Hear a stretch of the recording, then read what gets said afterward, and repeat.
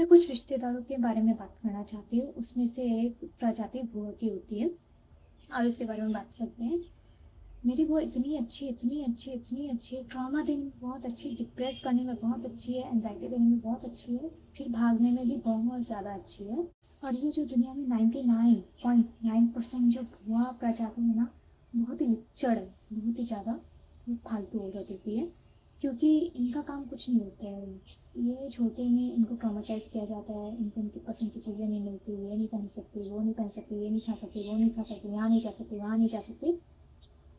इनके अंदर वो स्टोर होते रहता है, ठीक है। तो ये कहाँ निकाले, ठीक है, ज़बरदस्ती शादी कराई जाती है तो ये कहाँ निकाले। तो ये क्या करती है, जब बुआ बनती है ना तब निकालती है, ठीक है।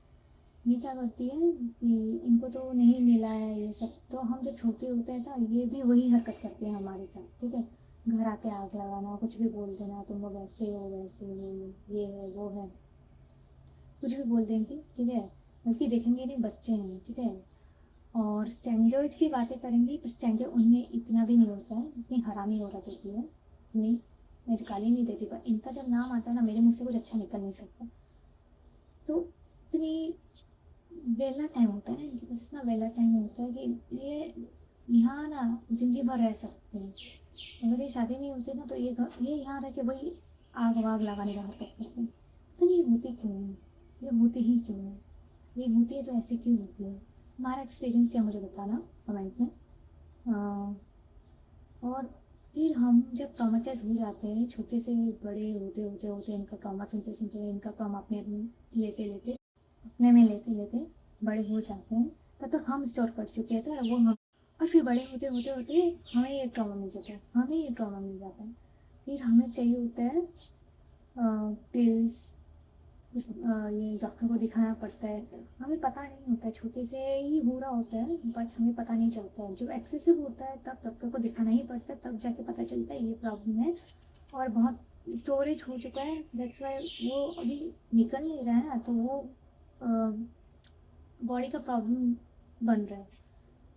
तो ये भुआ प्रजाति नहीं करती, ये कुछ चच्चा प्रजाति भी होते हैं, क्या जो मेरे ही घर में, ठीक है। वरना कब का मैं क्या कर चुकी होती मुझे नहीं पता होता कि मेरे को एनजाइटी है और इन्हीं की वजह से है ये। और मेरे घर के माँ बाप इतने इतने इतने इतने अच्छे हैं, मेरे घर में माँ बाप इतने अच्छे हैं कि इतने संस्कारी है। सामने से कुछ बोलती है तो हम जब कुछ बोलना शुरू चाहते हैं, माँ बाप आग दिखाते हैं पीछे से, नहीं बोलना नहीं बोलना, बुआ बोल के चली जाएगी।